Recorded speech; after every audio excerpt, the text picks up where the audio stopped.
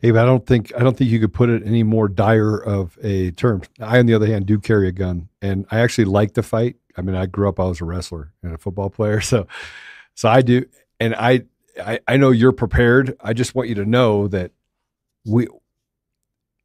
this is me talking to the men out there. Okay, so Ava, sorry, I'm going to be a little sexist at the moment, because had it not been for the women in this country, even in China, I mean, I can't really tell you what I know about China, but I know a lot about China, and there is a groundswell happening in China that nobody hears about, an underground that really wants to take down the Communist Party there too. You're right. You're 100% right, and it is a vast majority of the people that are in China. With that said, I want to talk to the men out there, because the men have an obligation to protect their society, protect their community. Like they're the hunters. They're the ones that should be standing.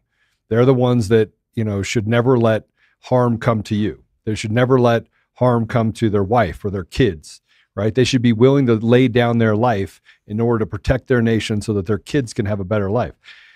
If that means that a herd of elephants comes through and you got to give up your life in order to save your child, that's what we should be doing. But right now we're apathetic. We're comfortable.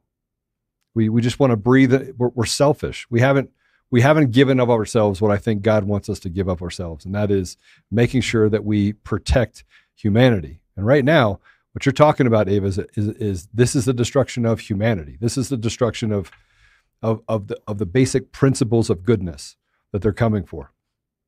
I don't think we have much of a choice other than to stand and fight. And they're doing it in other nations. Farmers are doing it in the Netherlands. You know, they're doing it in Paris. And yet Brazil, everywhere.